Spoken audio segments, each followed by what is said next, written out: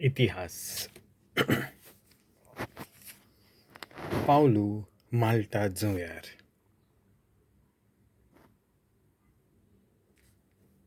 चॅप्टर 28. आमी सुरक्षीत सुटल्या उपरांत ह्या जुंव्याचें नांव माल्टा म्हूण आमकां गमून आयलें. त्या गांवच्या लोकांन आमकां खूब मोयपास दाखयलो.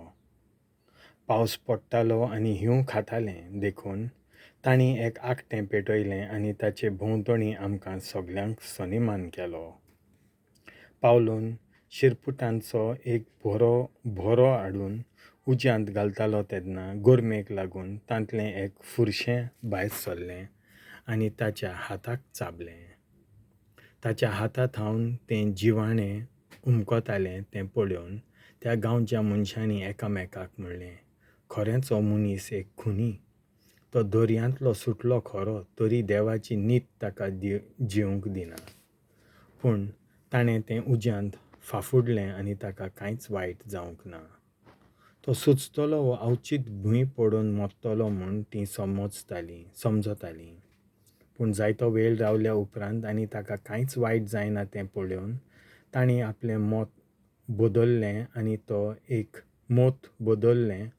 आनी तो एक देव म्हूण तीं सांगूंक लागलीं.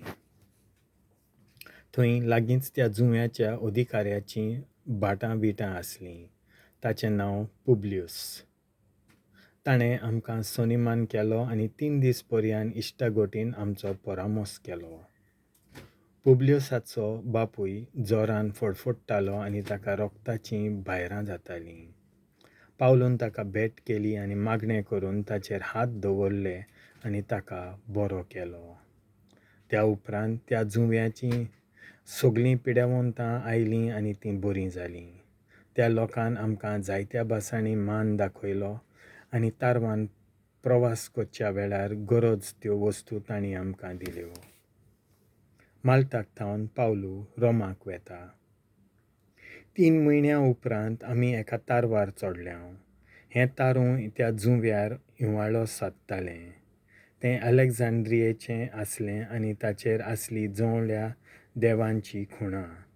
आमी सिराकुसाक थांबल्यांव आनी 3 दीस थंय रावल्यांव. उपरांत किनारे भोंवतणी वचून आमी रेजियोमाक पावल्यांव. एका दिसा उपरांत दखिणीचें वारें मारलें आनी 2 दिसांनी आमी पुतियोलियाक पावल्यांव. हांगा आमकां आमचीं थोडीं भाव भयण मेळ्ळीं आनी आपणाच्या सांगाता 7 दीस रावूंक आमचे लागीं मागलें. शेकी आमी रोमाक पावल्यांव. थंय आमच्या भावां भयणींक आमची खबर मेळ्ळी आनी तीं आपियुसाचो बाजार आनी 3 खाणावळीं हांगा पर्यान आमकां मेळूंक आयलीं. तांकां पळोवन पावलून देवाक आर्गां दिलीं आनी धीर घेतलो. पावलू रोमा शारांत. आमी रोमाक पावतोच एक खासगी घरांत रावूंक पावलूक रोज्या मेळ्ळी आनी ताका राखूंक एक सैनीक दवरलो. 3 दिसां उपरांत ताणें जुडेवांच्या फुडाऱ्यांक आपयलें. ते एकठांय जातूच ताणें तांकां म्हणलें, भावांनो, आमच्या लोकांचेर आनी आमच्या पुर्वजांच्या चाली रितींचेर आड हांवें कांयच करूंक ना. तरी जेरुसलेमांत म्हाका कैदी केलो आनी रोमकारांच्या हातांत घाल्लो. तांणी म्हजी चवकशी करतोच म्हजेर मन्नाचें फर्मोण मारूंक म्हजें सवें तांकां कांयच मेळूंक ना देखून ते म्हाका सोदूंक सोदताले. पूण जुडेवांनी आजून विरोध केलो देखून जरी म्हजेर पोरजेचेर आड म्हजें कसलेंच गाराणें नासलें तरी हांवें म्हजी झडटी करूंक सोमराजाक उलो मारचो पडलो. आनी ह्याच पासत तुमकां पळोवंक आनी तुमचे कडेन इल्लीशी गजाल म्हाका करूंक दियात म्हूण हांवें मागलें. कित्याक इस्रायेलाच्या बोरमाश्याक लागून ह्या सांकळींनी हांव बांदलोलो आसां.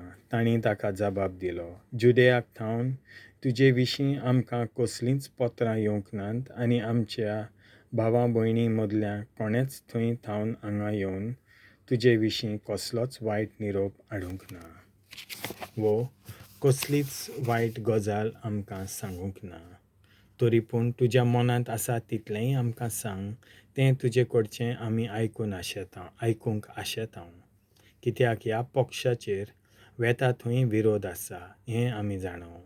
तेन्ना तांणी एक दीस थारायलो आनी पावलू रावतालो त्या घरांत जायतीं जाणां ताका मेळूंक आयलीं. तांचे कडेन उलोवन ताणें देवाच्या राज्याक साक्षी दिली आनी मोइजेसाचे समृद्धींत आनी प्रवाद्यांच्या पुस्तकांचेर जें जेजू विशीं बरयल्लें आसा ताची तो सकाळीं थावन सांजे पर्यंत तांकां खात्री दिवंक प्रयत्न करीत रावलो. तो सांगतालो तें थोड्यांनी मानून घेतलें, पूण हेरांनी तें मानून घेतलें ना. तांचें मोदें एक मोत जावंक ना. देखून तीं भायर सरतना पावलून तांकां हें निमाणें उतर सांगलें. इजायास प्रवाद्या वरवीं पवित्र आत्म्यान तुमच्या पुर्वजांक सांगल्यान तीं उतरां खरेंच सारकीं आसात. हे पोरजेशीं वच आनी तांकां सांग, आयकत रावात, पूण तुमकां कांयच समजचें ना. पळयत रावात, पूण तुमकां कांयच दिश्टी पडचें ना. हे पोरजेचें कालीज निबर जालां.